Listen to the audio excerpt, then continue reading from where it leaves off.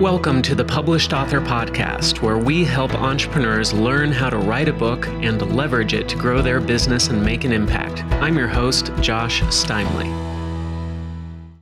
Today, my guest is Aris Galper. Aris is the #1 authority on trust-based selling and has been featured in Forbes, Inc. and CEO magazines, as well as a bunch of other places. His book, Unlock the Sales Game, is designed to eliminate the dreaded act of chasing your customers. He says you lose the sale not because you haven't demonstrated enough value, but because you haven't created enough trust. Aris, welcome to the show. Thank you. Excited about being here. Appreciate it. So, Aris, give us a little bit more background on who you are and where you come from. How did you get into sales, and what are you doing today? What's your business? Sure. So you probably caught the accent. I'm from the US, but now I live in Australia. I live in Sydney. Been here about 18 years now. Met my wife on a dating site 18 years ago, pre-swiping. This is like just image and text. That's pretty much it. And we went back and forth and got engaged. And now I've been here for 18 years running the virtual consulting business via my book for a couple of decades now. And I specialize in a unique field, a niche called trust-based selling, which is how to essentially remove the tension, pressure, and rejection from the sales process so you can be fully authentic, be very effective without sacrificing your soul along the process, which so many of us hate to deal with, especially authors. Yeah. So if there's anybody out there who loves chasing customers and loves that tension, this might not be the episode for you, but everybody else. Exactly right. Exactly right. So I found there's a massive audience of people out there who've been conditioned to sell the old way, meaning all they know the definition of selling to be is to present themselves, to convince, to persuade, to pursue the opportunity. And unfortunately, that 1980s approach to the model doesn't work anymore, given the way that people have changed, given the world's changed dramatically the last couple of years. And what I teach and have a whole body of work around for the last 2 decades is a notion that you can build trust with somebody quickly if you're fully authentic with them and you're focused on their world, not your own, and you're not using any sales techniques that you're probably used to. So a lot of this is detoxing from the old way of thinking and really being yourself, but not in a way where you're just chit-chatting with someone, but you're being more of a doctor and a patient relationship where you're diagnosing the problem. That's the general notion of what we teach. Got it. So how did you develop this model? How did it come to you? This came from a story that happened to me about 20 years ago, which I'll share with you now. I used to be a sales manager in a software company, and we launched the first online website tracking tools to collect website behavior. Now it's called Google Analytics. I'm sure you've probably heard of that. But and now it's free. That can actually cost money. We were the first one to launch that product, and I was managing 18 people underneath me, salespeople. And the big opportunity came across my desk. So I got this one call came through our website. It was a big lead, big opportunity, big company, and they agreed to a conference call to see our product. And they finally came Friday at 4 o'clock in the afternoon. They want to see a demo, and I was in the conference with my CEO. I closed her behind me, big long conference table. And on the table is the old school speakerphone, the 4 legs on it, Star Trek looking black phones. And I dialed the number to my contact. He says, hello. He's like, hey, Aris, how's it going? And he says to me, Aris, let us tell you who's in the call today.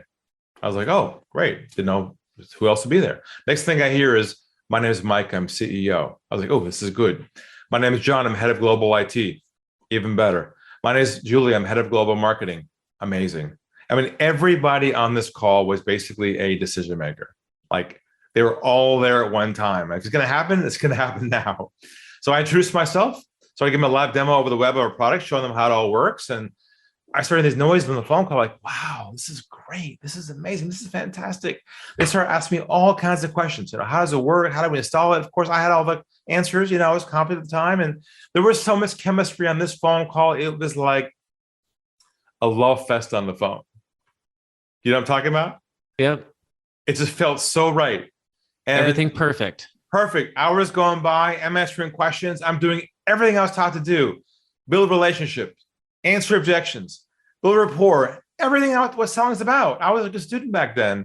And the call comes to a close an hour later, and my contact said to me, Aris, this is great. We love it. Look, give us a call a couple of weeks, follow up with us, and we'll move this thing forward. I was like, oh, yeah, this is awesome. And I said my goodbyes. I took my hand and I reached for the speakerphone and over the table. As I'm reaching for the phone to hit the off button, by complete accident, I hit the mute button instead of the off button. They were right next to each other. And a small click happened, and they thought I hung up the phone. In that split second, a voice inside of me says, Ari, go to the dark side. Be a fly in the wall. Go where no one's ever gone before in the world of sales. And I pulled my thumb back for a couple of seconds. They started talking amongst themselves, thinking I had left the call. Now, this is not a trick question, but what would you imagine they would have said after a call like that? What would you expect them to say after a call like that? Well, you'd hope they'd be talking about how, wow, that was great. That was awesome. We're going to buy that stuff. Let's get this done. That's what you'd expect. But let me share what I heard word for word. That's why we're all here today. What they said was this. They said, we're not going to go with him. Keep using him for more information and make sure we shop someplace else cheaper. Knife in heart twist. I was in a state of shock. I was like, you almost what? wish you didn't hear that, right? Exactly. I snapped out of it. I hit the off button. I looked at the wall and I said to myself, what did I do wrong? I was friendly. I was competent, relationship building, authentic. I did everything I was taught to do. And the first big epiphany hit me. And that was this, that somewhere along the way, it has become socially acceptable not to tell the truth to people who sell, right? It's okay to say things like, sounds good, send me information. Oh, we're definitely interested. Oh, wait, send us a what? A proposal. Contract. Invoice, a contract. everything. Invoice. Without any intention at all of buying. And I asked myself, I can't believe this is going on. And I said to myself, why were they afraid to just tell me the truth? I'd be okay with that either way. And I realized that the reason why this is going on, there's an invisible river of pressure that flows underneath every sales call you have with someone, a process that you have with them pre-sale. And unless you remove the pressure from the process, they'll always feel from you that your agenda is your goal and not theirs. And they'll hold back from you and give you just a few breadcrumbs to basically chew on in the hope that you might make the sale, but you'll never get the truth with them. And you'll always be chasing what I call a ghost. Somebody tells you things they want to hear, but you never want to buy from you. And I said to myself, if I could crack the code on this thing, if I could unlock this game and take the pressure out of the process and help people build trust with other people, to build a moment of vulnerability where they open up to you, tell the truth in the beginning, that will just change the whole game of the whole industry. And that became Unlock the Game, the whole program that we taught for the last 20 years, which is now, of course, a huge revolution. But that's the whole concept story behind it. Got it. So now, in between that experience 20 years ago, and you wrote the book about 5 years ago, Unlock the Sales Game, what were you doing in between then? So I quit my job after that call. I said, enough's enough. I felt so dehumanized and so rejected. I said to myself, I can't keep doing this. I've got to do something about it. So I literally quit my job, started my own consulting business at the time, and I rented a room in a shopping mall in a basement in San Diego. And I read an ad in the paper that said, how to build trust with people and not chase them and still make the sale. 1 hour workshop and date and time. And like one person showed up. I had like 20 seats, and I was like, oh, this is really weird, but I guess I got to do my thing. So I started doing my thing. And then someone else showed up next week. And then I started building an audience. And then I got a couple clients. And then back then, internet was taken off. And I did an ebook, a 20-page ebook that I sold on my website. It was $20, $1 per page. I figured that makes sense to me. And literally, I had this ebook that I sold for $20. And I added a chat box next to my ebook on my homepage that said, chat with Ari now. And it wasn't outsourced. It was really me. People click that button and they say, is this really the author, Ari Galper? And I go, yeah. And they said to me, well, how do you have time to talk to people like us? I mean, you must be busy. And I said to them, who else should I be talking to but some people like you, people who are open to my concept. So I started getting clients that way, and it started really to take off from that point forward. Oh, that's great. So you built that up. So you built up this consulting business first, right? Before the book. That's correct. And then I went to corporate training, where I got some gigs doing that for a while. Then I tried every model you can do as a consultant. I tried membership programs, coaching programs, corporate consulting. I did all the different models trying to figure out which is the right one for me. And and what's sustainable, and it took forever to find what I do now. And I wish I hired someone like myself years ago to save me from these S curves, of like hitting a wall and buying a program, hitting a wall and buying a program. And, because it takes a long time to figure out your model. And so how did you figure that out? And what can other authors listening to this learn from your experience? Well, obviously, you want to establish yourself first as what I call a trust authority, right? Which is niching down to a specific area where you're seen as a category of one, not a commodity. Because a lot of consultants and coaches are viewed as a commodity. Like a lot of people do coaching. Well, you have to figure out a way to position yourself in a way where you're seen as the only choice for that audience. So I spent a lot of time thinking about what's the problem I help people solve and who's my ideal client. And I backed into that. And from there, I decided to write my book over time. I started piecing it together around matching the problems to the ideal client, because I knew if I matched that together, that would resonate with them and have an audience coming chasing me versus me chasing them.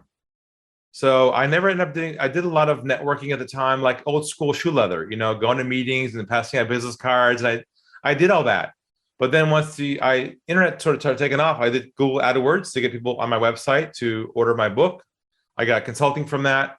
But then my ebook, then I turned my ebook into a real book over time. And that's over time is where I built my IP out, which is doing real consulting work with real clients, learning what the problems were, solving them on the spot, recording those consultations, transcribing the consultations, and pulling out all the unique IP I created on those calls on the fly. Got it. So now, how long did it take you to write your book? How long? I mean, you've been putting this together for years before you wrote it, of course. You're developing the ideas, you're collecting content. But once you actually decided, I'm going to write a book, how long did it take? 90 days. 90 days. Was that just because you had all the content ready to go? You had essentially been teaching and training this? Well, I knew it all, but it wasn't organized into an outline. And I want to be very, very careful not to put all my IP in that book, because if it all went in there, there's no reason to hire me then. That's the mistakes consultants do, is they write this book, they put everything they know into it. And then people get it and they go, I got it all now. I don't need to talk to anyone else. So what my whole approach is when we develop our books, we do this for clients, by the way, is we build these books that contain value and content, but the core content of the book is around the problems, not the solutions, meaning we amplify the issues and give ideas and concepts to think about, but there's no specific how to do this, how to that, because that's what we need to do, work with them one-on-one on, because it's all custom per person. Got it. So now when somebody does read the book and they hire you, though, are they hiring you? So they're very clear on what the problems are, and they see that you understand their problems because you've illustrated their problems really well.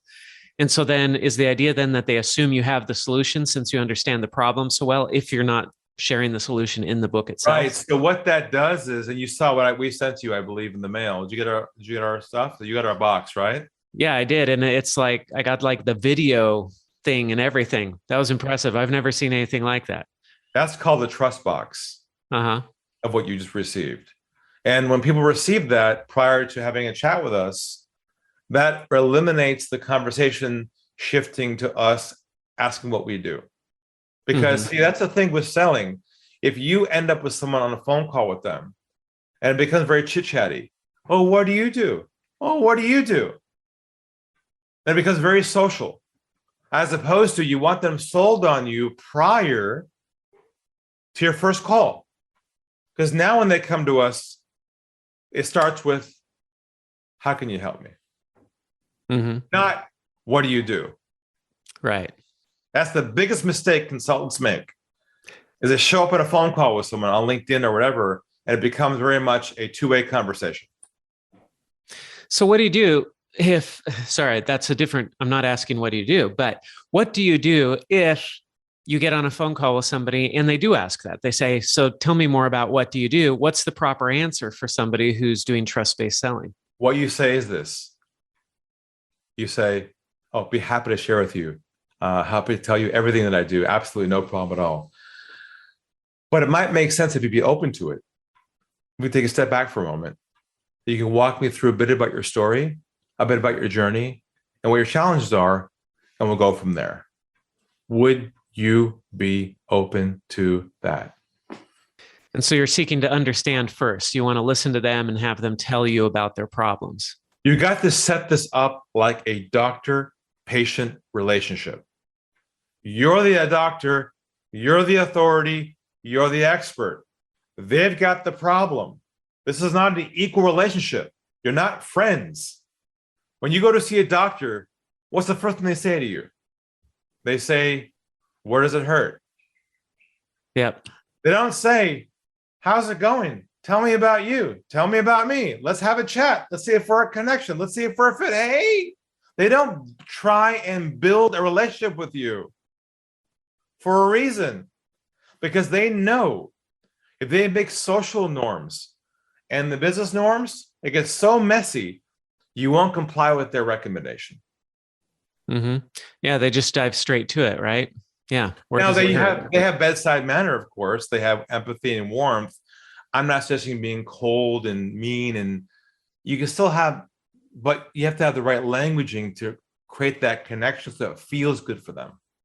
Yeah, got it. All right. So what was that moment when you knew you had to write this book? Was there a specific moment? Did it develop over time? Well, what really hit me was when I have an initial call with someone, that the call was shifting to me and not to them. The ball was moving to my court all the time. Tell me, Ari, how your program can help me. Tell me how it's different. Why should I hire you? You're too expensive. I want to think about it. Every objection in the world was being created because they weren't sold on me in advance of the first call. And I was like, this has got to stop. I'm wasting my time here and I can't help them. I've got to figure out a way to remove the resistance from the process. So I wrote the book to eliminate the resistance in advance so I can diagnose properly their problem on that first call. Got it. So then you sit down, you write this book in 90 days. How did you go about publishing it?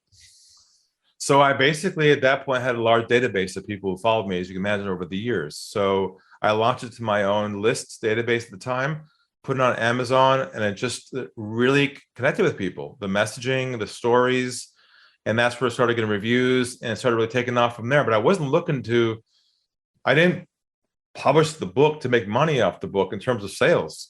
I wasn't concerned about volume because I'm in a low volume, high price point model, high price point business. I don't need 1,000 people tomorrow. I'm happy with 5 clients or 10 for the month. I don't need 100. So I wasn't trying to do this huge book launch with millions of sales. That wasn't my goal, because I know that as a consultant in a coaching business, you can only scale so many clients when you're doing one-on-one coaching or even group coaching. I didn't want a business that had a lot of people coming our way. We have to deal with customer service and credit cards and 24/7 people on the internet saying dumb things to us. I don't need noise in our world. I wanted a streamlined business only with ideal clients that we can handle. Got it. Because in your business, if you could get 5 or 10 extra clients a month, that's game changing, right?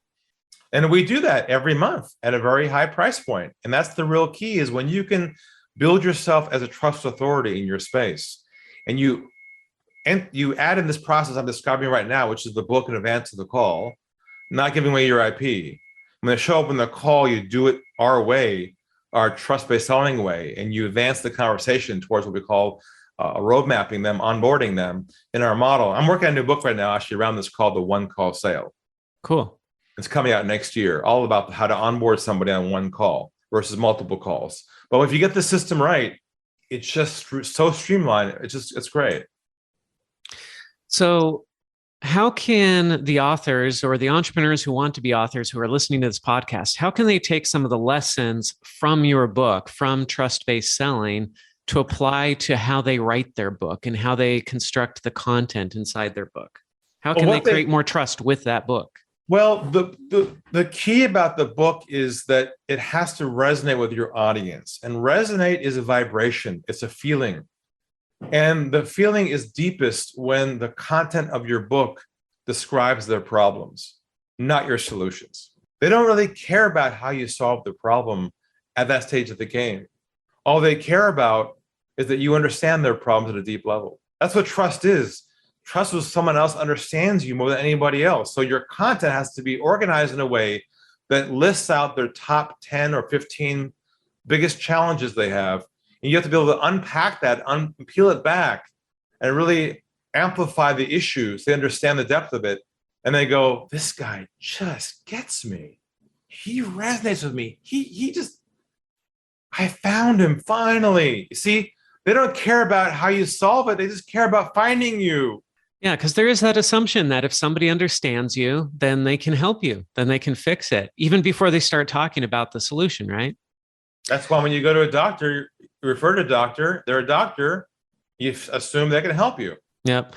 I just had an experience with this the other day. I was having internet issues, and here we are. We're doing a podcast. We're doing video. If I have internet issues, that's a problem, right?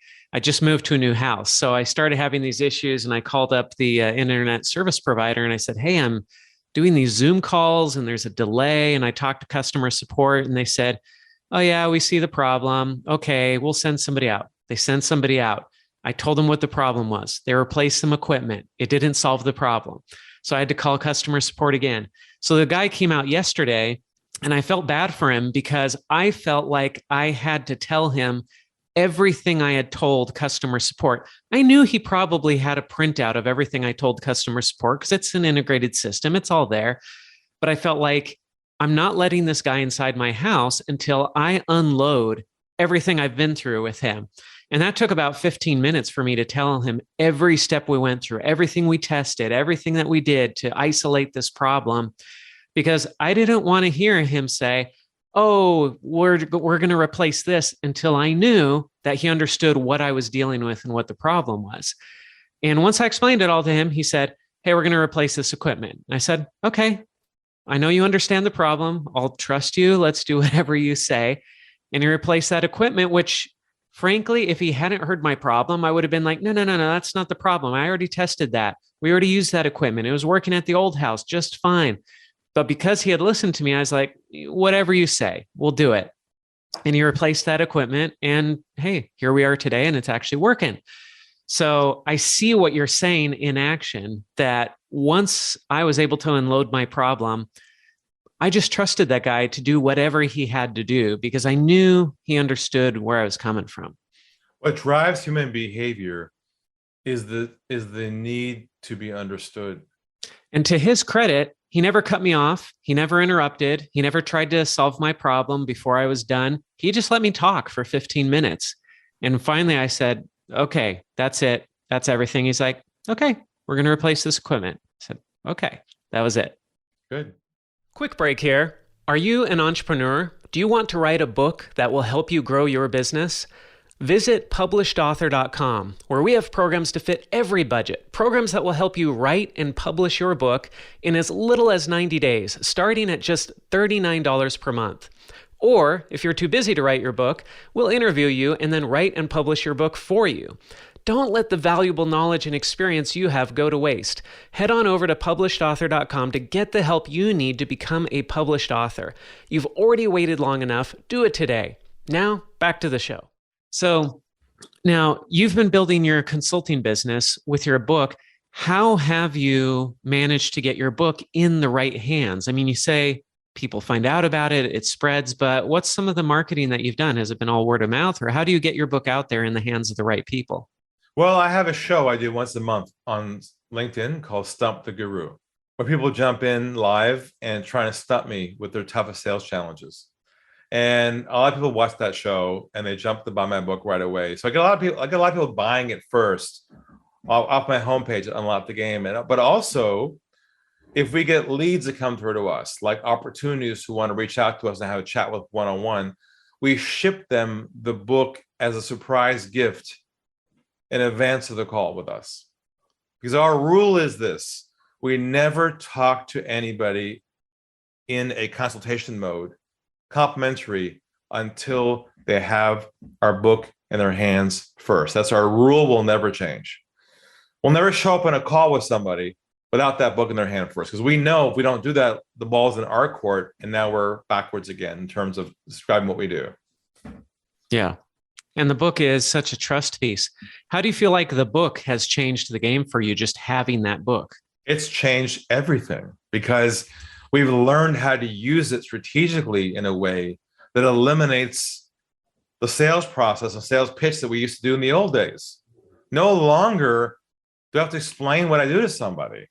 Like if someone said to me, Ari, what do you do? I'd say, you have the next 2 months of your time to sit down with me for there's so much to tell them. There's no way I'll describe to you what I do. Or how are you different? I'm like, are you kidding me? Just go get my book and call me afterwards. Like I don't want to be in a position ever again where I'm forced to sell myself verbally. And the book eliminates that. So here's a question for you. I'll try to stump the guru here. So sometimes you're already in a relationship with a client, but you sense that you're losing their trust. I mean, you're doing work, you're doing implementation, but you can tell that they are disappointed. They start asking questions like, what are you spending this money on that we're paying you for? And where does that go? And can you show us how much you're spending on things? And you know that that's a sign that you're losing trust with them when they start wanting to micromanage and see details and see transparency and such. So what do you do in that type of situation to kind of resell the deal or to reestablish trust when you already had it, but you've started losing it? Well, first thing we'll do is we'll apologize. Fall on our sword. And honestly, apologize for whatever they think has gone wrong. It's the first thing we'll do. We'll not defend ourselves. We'll not rectify the solution. We'll apologize, genuinely. Then what we'll do is we'll identify and analyze and see if we can rectify it. If it's on our end, we'll fix it. If we try and rectify it, but they're still coming at us, like it's getting a little dysfunctional now, what I'm talking about? Like this is not healthy right now. I'll fire them. I fire a lot of clients all the time who don't behave in a way that's conducive to learning and growing. Every once in a while, someone goes through our net who ends up in our business who just shouldn't be here with us. And they get exited pretty quickly. Mm-hmm. Yeah, because sometimes it might be you, the consultant, who's falling short, but other times it's that the client has unrealistic expectations, right? Exactly. Correct. And so if they have unrealistic expectations, one solution obviously is you fire them. But what have you seen in the way of repairing those unmet expectations? Is it just have an open conversation, or how can you? It is, because you do get into that back and forth game of like, no, we're really good. We know what we're doing, but no, yes. Really... So we never defend ourselves. We diffuse the situation. We diffuse the tension. We fall on our sword. We always say, you're right, it's our fault. Mm-hmm. And that turns a bull into a lamb. It's amazing what that does. And it's truthful. It probably is our fault. And say, look, if you'd be open to it, give us a chance to fix this. And if we can fix it, we'll be good to go. If for some reason we can't change whatever we got to change, we'll just disengage at that point. Mm-hmm. That's it. Yeah.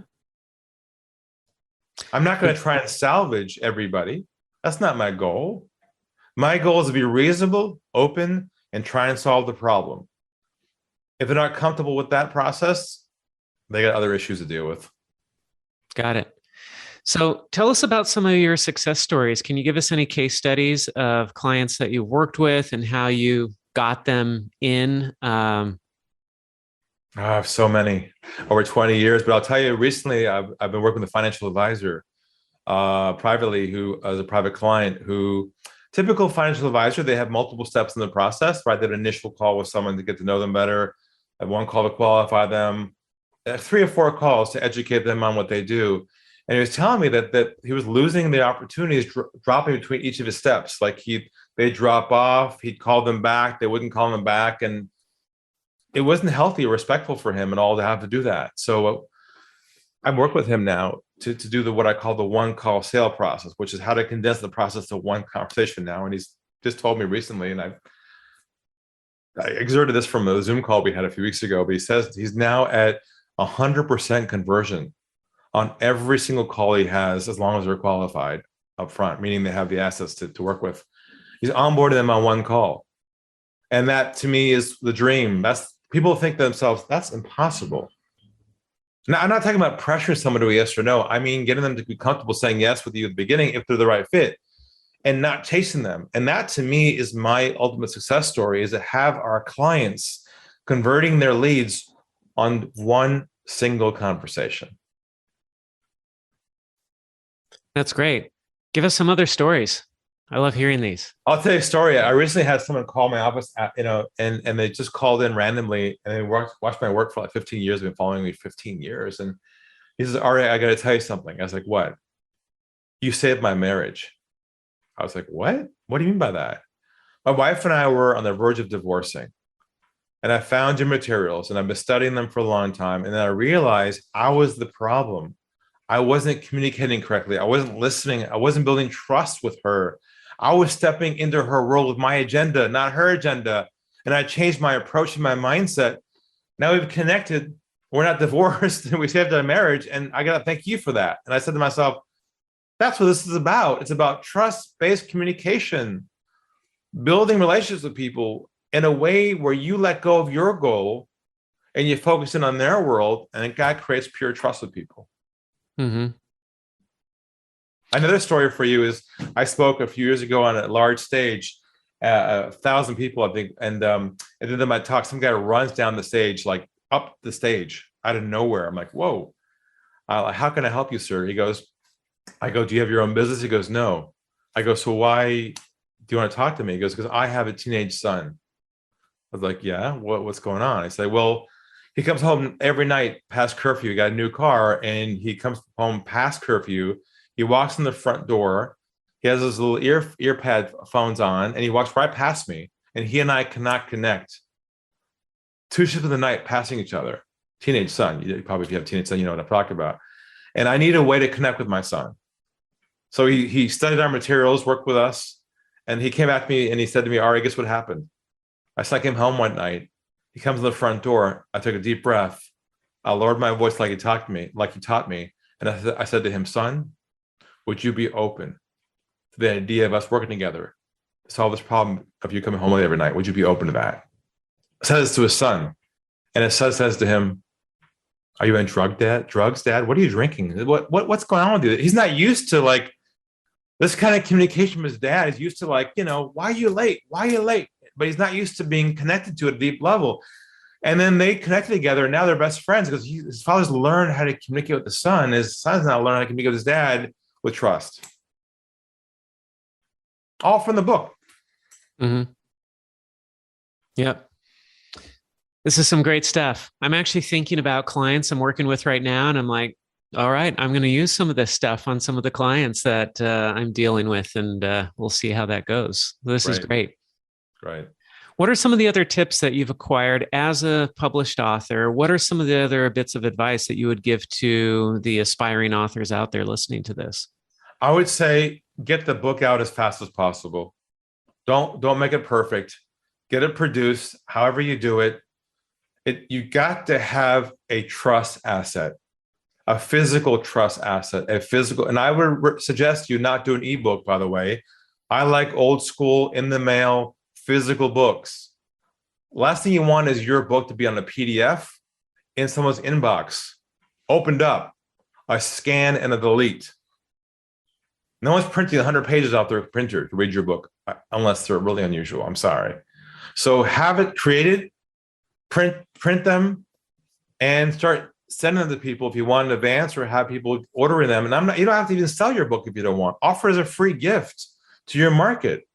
Have people order it as a free gift to them, and that becomes inbound lead generation for you. Leads coming inbound by them ordering your book. That's how we do it in certain circumstances. I did a talk only a couple of weeks ago, a big webinar to 500 people. And at the end, I offered my book as a free gift. And half of them ordered my book, and a whole bunch now are on our calendar to join us the next quarter. So the book can be the way to generate qualified leads for you as well. Mm-hmm. All right, Ari, this has been so great talking to you. There's been so much value you've given us in just a short time here. If people want to reach out and connect with you, where's the best place for them to find you? Best place to go is unlockthegame.com. There's a free intro course there. My book's there, of course. And of course, reach out to us for a consultation and see what it's like to have a call with us without being sold anything. It's a whole experience in itself, just to have a call like that.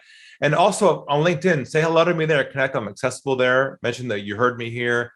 And come on my show, Stump the Guru, and try and stump me. It'll be a lot of fun. Is there a particular type of client that's ideal for you? I mean, you say you sell high ticket. What does that mean? No, so our ideal client is someone in a business that's low volume, high price point, and high trust. That's the quadrant we operate in, like advisory, coaching, consulting, high transaction sales. If you're in that kind of quadrant right there, you need us immediately. If you're in a high volume, low price point, probably not. Got it. Okay. And you're in Sydney, but you operate worldwide, right? Absolutely, yes. We have consulting clients all over the world. I think we're good to go. If you want, next year my book comes out, we can talk again, the one call sale. It's just all about how to compress your sales cycle from multiple steps into one single conversation with somebody. Not chase them, not follow up with them. How to get a yes or no on one call with them without pressure at the end. It's a magical experience to experience that. And are there certain steps to that, or how is that done? There's a roadmap to that. There's what we call an iceberg you have to go down. Iceberg is a metaphor for how to unpack their problem, to go below the surface of it, to amplify it, to build the impact of it, and to ask this question at the end, which is this a priority for you to solve or not? Like there's a way to language this so that they can really own their own problem and ask you for help. It's a reverse because you're not selling. You're diagnosing their problem where they realize they have to deal with it. And they say to you, how can you help me? It's kind of like you're engineering a process of trust and vulnerability on that one call. That's all. I'm coaching that now with clients. That's what I'm teaching. Okay. I'm going to ask you another question, another Stump the Guru question, except I don't think you'll be stumped. But so you brought up how in your book, you share the problems, but not the solutions, because if you share the solutions, then people can just read the book. Now, I actually tell my people the opposite. I say, share everything, share all your secrets, tell people exactly how to do it. But I'm thinking about the person who makes their money on the implementation, not on the consulting or advice necessarily. So what I've seen is when I tell people how to do something, then that builds the trust. And then they say, well, wait a second, though. I don't want to do this. I don't want to implement this. I don't want to do the search engine optimization. I don't want to do the analytics. I don't want to do this stuff. But this guy obviously knows how to do it. So let's just hire this guy, or let's hire his company to actually do the implementation. What's your response to that? Am I wrong? Are you wrong? Are we both right? No one's wrong. It's just that I find that if you put all the energy into really unpacking the problems, it's more powerful than offering the solution as well. Got it. Yeah, and I see where you're coming from on that. So it's interesting, because I've got to think about some of the content I put out there now and how to emphasize the problem rather than the solution. Because it's so easy to get stuck on the solution and say, I've got this great recipe. I've got this formula. I've got this method that's going to solve all your problems. But if the person's saying, well, you don't even understand my problem, how can you possibly give me a solution? Won't believe you anyways. Yeah. Interesting. All right. Well, that's good. Ari, thanks so much for being with us here today on the Published Author Podcast. Appreciate it. Thank you for having me. If you enjoyed this episode, don't forget to subscribe. And if you want to spread the word, please give us a 5-star rating review and tell your friends to subscribe too. We're available on Apple Podcasts, Spotify, and everywhere else you listen to podcasts. And if you're an entrepreneur interested in writing and publishing a nonfiction book to grow your business and make an impact, visit publishedauthor.com for show notes for this podcast and other free resources.